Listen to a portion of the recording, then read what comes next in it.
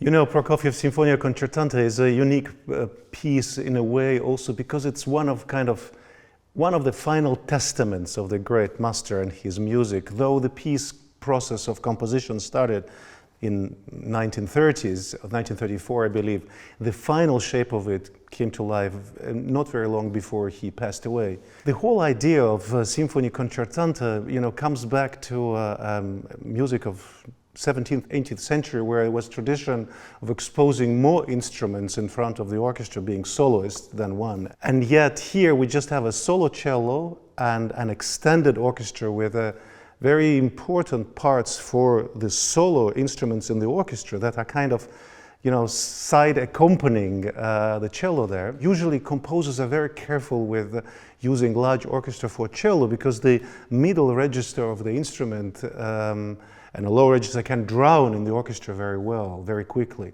But Prokofiev uses a full-fledged orchestra and a masterful instrumentation that, maybe also thanks to Rostropovich, for whom he wrote the piece, almost never there is a danger that the orchestra will cover the soloist. Of course, as a conductor, you have to watch for the balance, but it's done in such a way that it's always coming through. And I've been enjoying this, working on this piece for many years now, and there's a juxtaposition of two Prokofievs in it, you know, the one that was edgy and dark and a little, well, unfriendly even, I would say, and then there is incredible, beautiful themes, you know, almost the melodic gift comparable to the ones of Dvořák, which we do in the second half. You know, with Dvořák's Seventh Symphony, I have a very special relationship. I think it's about 26 or 27 years ago. That was the piece on the program of my really first full-fledged professional conducting concert, when I was conducting the whole program. And I always felt that this symphony signified a very special moment to which Dvořák arrived with his previous 6 symphonies and other pieces. This is where he reached the perfection of symphonic form, to the extent the path from Haydn through Beethoven and Brahms. In generally, Symphony No. 7 is not played as often, I think, but there is a certain elevation in the room. It probably has to do with the time it was written, you know, also kind of torn with the revolutionary and resistance moments.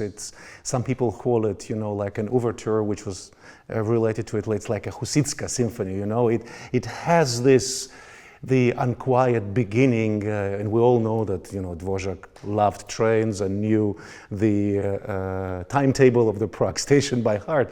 And in a way, the beginning of it, you know, and it just gains the pace, and then it just fully outbursts this first movement of a symphony like a locomotive. And in a way, the last movement beginning is built on the same idea. You know, it starts very dark, very subdued, and then it just opens up. But for me, the central piece of the symphony, there are two, but the most important one is the second movement, the slow movement. And for several years now, I've discovered for myself, thanks to a wonderful colleague, a Czech conductor, Thomas Netopil, who conducted the original version of the second movement of the symphony, the way it was premiered in London. He conducted it several years ago with Berlin Philharmonic, and I was at the rehearsals and the concert.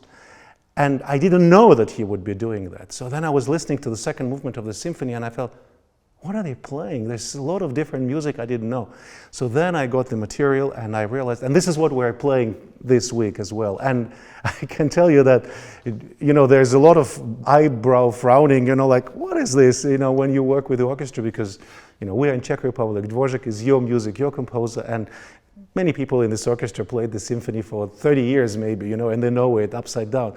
But suddenly something new happens, and it is beautiful, it's different. And I think that at the end, I managed to win almost everyone over with it. And, you know, this symphony for me, it's always a gift, you know, to be able to perform it, and especially with the orchestra, which knows it as well as Janáčkova Philharmonic. And there are very few people around the world that treat and love their music and play it with such verve and such dedication as Czechs do with Dvořák.